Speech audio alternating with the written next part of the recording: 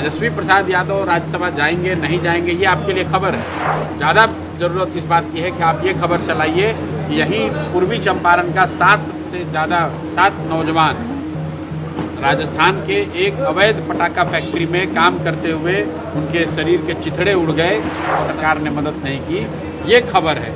खबर ये नहीं है कि लालू जी के लड़के राज्यसभा में जा रहे हैं कि विधानसभा में जा रहे हैं। लेकिन जो बिहार की गरीब जनता है उनके बच्चे आज भी ट्रेनों में जानवरों की तरह बैठकर जा रहे हैं और फैक्ट्रियों में 10,000 15,000 की मजदूरी के लिए मजबूर हैं। लाइव सिटी देख रहे हैं आप। देखिए, बिहार में राजनीति हर समय चलती है और ऐसे में एक बात की फिर से चर्चा होने लगी है, वह है राज्यसभा चुनाव की। दरअसल बिहार में 5 राज्यसभा की सीटें हैं जहां पर चुनाव होने हैं। 4 सीटें तो लगभग स्पष्ट मानी जा रही है कि एनडीए अपने पाले में कर लेगी, लेकिन एक सीट पर ही पेच फंसा हुआ है और उसी को लेकर के तमाम तरह की राजनीति हो रही है। चर्चाओं का बाजार गर्म है तेजस्वी यादव को लेकर के। तेजस्वी यादव राज्यसभा जा सकते हैं, लेकिन इसी बीच प्रशांत किशोर जो कि जनसुराज के संस्थापक है, संयोजक हैं, उन्होंने एक ऐसा बयान दिया है जिसके बाद बिहार की राजनीति में खलबली मच गई है। देखिए क्या कुछ कह रहे हैं प्रशांत किशोर तेजस्वी यादव के राज्यसभा जाने को लेकर। क्या ये देखते उनका ये वीडियो। जैसा कि आपको पता है कि चुनावों के परिणाम आने के बाद गांधी गिरवा आश्रम चंपारण में एक दिन का जनसुराज के साथियों ने, हम लोगों ने सबने मौन उपवास रखा था। उस एक दिन के उपवास के बाद ये घोषणा करी थी कि जनसुराज ने बिहार बदलाव के जिस अभियान को, जिस संकल्प को लेकर ये प्रयास शुरू किया है, उस प्रयास में, उसके ईमानदारी में, उसकी शुद्धता में, उसके इंटेंसिटी में कोई कमी नहीं आएगी। चुनाव के परिणाम चाहे जो भी हों, हम लोग फिर से अपने आप को पुनर्गठित करेंगे, अपनी ताकत को फिर से बढ़ाएंगे और बिहार के समाज के साथ खड़े होकर बिहार के नवनिर्माण अभियान के लिए अगले 5 साल पूरी ईमानदारी और शुद्धता से लगे रहेंगे। उसी के तहत पहले चरण में बिहार नवनिर्माण अभियान शुरू हो उससे पहले हम लोग अपने जनसुराज के संगठन को पुनर्गठित करने का प्रयास कर रहे हैं। उसमें ये निर्णय लिया गया है कि मैं 3 दिन हर जिले में कम से कम 3 दिन जरूर बिताऊंगा। उसी के तहत मैं आज शिवहर में आज पहले दिन आया हूँ, 2 बार और आऊँगा, ताकि जो संगठन अब जो बने वो जिले, प्रखंड, पंचायत और वार्ड के स्तर पर सबकी सहमति से बने, पेपर पे ना बने, सभी कार्यकर्ता साथी और लोकल स्थानीय नेताओं की मदद से बने। इस काम को हम लोग कोशिश कर रहे हैं कि 15 जून तक पूरा कर लें। एक बार हो जब वो काम पूरा हो जाएगा और तब तक सरकार के 6 महीने भी पूरे हो जाएंगे, तो फिर जो जनता के मुद्दे हैं, विशेष करके जो सरकार ने सबसे बड़ा जनता के साथ जो धोखा किया है कि जहां 2 लाख रुपए का वादा करके 10,000 रुपये देकर वोट लिया है, एक तरीके से वोट खरीदा है, उस मुद्दे को लेकर हम लोग शुरुआत उसी से करने वाले हैं। लोगों के बीच जाएंगे और सरकार से आग्रह करेंगे कि आपने 10,000 रुपये देकर वोट लिया है तो बाकी का 1,90,000 रुपये अब लोगों को दें। उसके साथ जो अन्य मुद्दे होंगे, स्थानीय मुद्दे होंगे या जनता की जो भी समस्या होगी, उन मुद्दों को भी उठाया जाएगा। इन्हीं सब चीज़ों पर चर्चा के लिए हम लोग अभी यहाँ आज आए हैं जनसुराज के सभी साथियों से, खासकर शिवहर और बेलसम के कुछ साथी आज जो यहाँ आए थे 2 विधानसभा क्षेत्रों के, उनसे उनकी राय ली गई है। साथ में ये भी पूछा जा रहा है कि क्या पंचायत के चुनाव में जनसुराज को दल के आधार पर, दल के हिसाब से पार्टिसिपेट करना चाहिए या नहीं। तो इन्हीं मुद्दों पर चर्चा हुई है। कुछ आपने सुना भी होगा। अब आपके कोई सवाल है तो आप कर लीजिए। सर, एक सर, तेजस्वी प्रसाद यादव अभी की समाचार है वो राज्यसभा के लिए उम्मीदवार हुए हैं।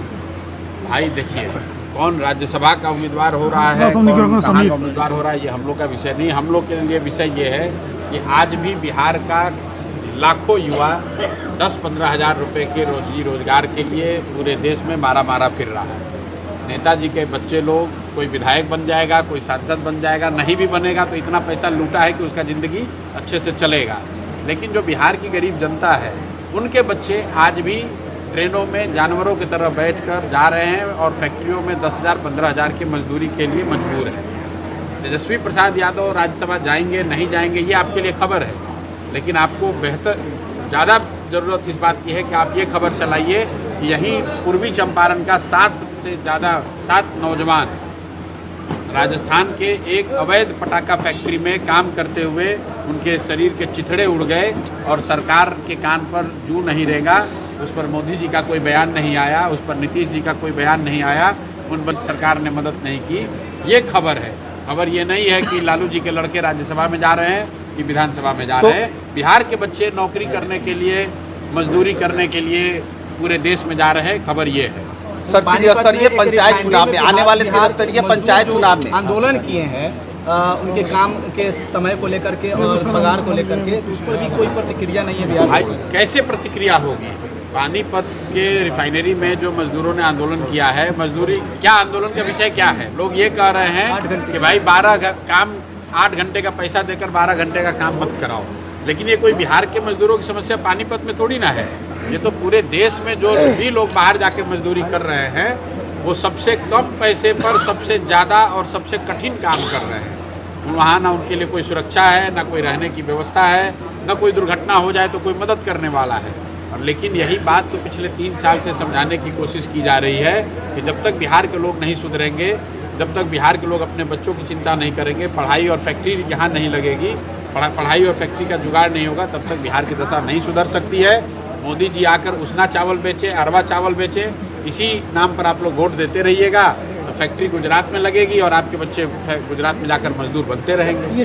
सर, त्रिस्तरीय पंचायत चुनाव में जनसुराज की भूमिका होगी क्या? कि अरविंद भाई मैंने आपको जैसा बताया कि पार्टी में इस बात पर गहन चर्चा की जा रही है कि पंचायती राज के त्रिस्तरीय जो चुनाव होने वाले हैं उसमें जनसुराज को भागीदार बनना चाहिए या नहीं बनना चाहिए। जैसा आप जानते हैं बिहार में ये दलगत चुनाव नहीं होते हैं, लेकिन जनसुराज की पदयात्रा के दौरान, अभियान के दौरान भी ये सोच रही है कि अगर बिहार में आमूलचूल परिवर्तन लाना है तो सिर्फ विधायक और सांसद के बदलने से नहीं होगा।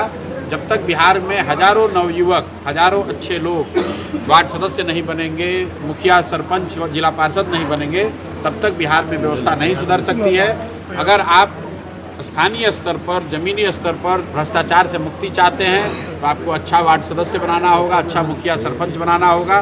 तो इस पर पार्टी में चर्चा चल रही है। अगर सबकी सहमति बन जाएगी तो अगले 1 या 2 महीने में हम लोग एक औपचारिक निर्णय लेकर आपको बताएंगे। सर, आखिरी सवाल सर, अरविंद केजरीवाल को दोष मुक्त किया गया है शराब घोटाले, कथित शराब घोटाले में। सर भाई ऐसा है, अभी अभी ईरान पर अमेरिका का स्ट्राइक भी हुआ है। दुनिया में 1000 चीज़ें हो रही हैं। इन विषयों का बिहार से क्या लेना देना है? आप बताइए कि ईरान पर अभी अटैक हुआ है और आप लोग पत्रकार होने के नाते भी बिहार के मुद्दे को छोड़कर हम लोग का फोकस, जनसुराज का फोकस बिहार है। बिहार में क्या सरकार बनने के बाद भ्रष्टाचार कम हुआ? बिहार में सरकार बनने के बाद क्या एक भी नई, एक मिनट रुकिए ना भाई, एक भी फैक्ट्री लगी? क्या बिहार से पलायन कम हुआ? वो बात छोड़कर अरविंद केजरीवाल जी का क्या हो रहा है? भाई अरविंद केजरीवाल जी सक्षम है चुनाव और कोर्ट में लड़ने के लिए। बिहार के बच्चे सक्षम नहीं है, उसकी आवाज़ हम लोग बनना चाहते हैं। अरविंद केजरीवाल जी के साथ क्या हो रहा है, भाजपा के साथ क्या हो रहा है, राहुल गांधी के साथ क्या हो रहा है, ये हमारा विषय नहीं है। बिहार में शराबबंदी पर हम लोगों ने पहले भी कहा है और अभी भी कह रहे हैं। हम लोग समझते हैं कि ये जो नीति है, जो फर्जी कानून है, ये समाज के हक में नहीं है। और अंततोगत्वा आप देखिएगा, जैसे यहाँ पर जनसुराज के कहने पर लोगों का पेंशन बढ़ा है, जैसे जनसुराज के दबाव की वजह से लोगों को 10,000 रुपया बटा है, वैसे आज नहीं तो कल शराबबंदी भी हटेगा। और अगर नहीं हटेगा तो मेरी बल्कि मांग है आपके जरिए कि भाई अगर बिहार में इतना अच्छा ये कानून है तो एनडीए की डबल इंजन की सरकार दिल्ली में भी है, तो बिहार में ही क्यों शराबबंदी लागू है? पूरे देश में लागू कीजिए। इतना अच्छा अगर कानून है तो इसको पूरे देश में लागू कीजिए। अगर बिहार के महिलाओं को इससे फ़ायदा हो रहा है तब तो मोदी जी और भाजपा की सरकार देश की महिलाओं के साथ अन्याय कर रहे हैं। भाई इतना बढ़िया स्कीम अगर बिहार में बिहार की महिलाओं को या बिहार के युवाओं को शराबबंदी से फ़ायदा हो रहा है तो देश की महिलाओं को, देश के युवाओं को भी ऐसा फ़ायदा हो, इसलिए पूरे देश में शराबबंदी लागू होना चाहिए। तो वीडियो देख लिया आपने। आपको बता दें कि आपने देखा कि किस तरह से प्रशांत किशोर सीधे तौर पर कह रहे हैं कि तेजस्वी यादव राज्यसभा जाए ना जाए, इससे बिहार के बच्चों पर क्या असर पड़ेगा, इससे बिहार की जनता पर क्या असर पड़ेगा, उनका कैसा भला हो जाएगा। देखिए तमाम तरह के जो सवाल हैं वो प्रशांत किशोर तेजस्वी यादव के राज्यसभा जाने को लेकर के उठा रहे हैं। लेकिन आपको बता दें इसके साथ ही जनसुराज अभी बिहार नवनिर्माण यात्रा पर निकली हुई है और अपने संगठन को पुनर्स्थापित करने के लिए पुनर्निर्माण का, पुनर्गठन का कार्यक्रम कर रही है। अब यह देखना दिलचस्प होगा कि प्रशांत किशोर की जो मौजूदा रणनीति है वह कितना कारगर साबित होती है। अब जुड़े लाइव के साथ खबर का सिलसिला लगातार जारी है।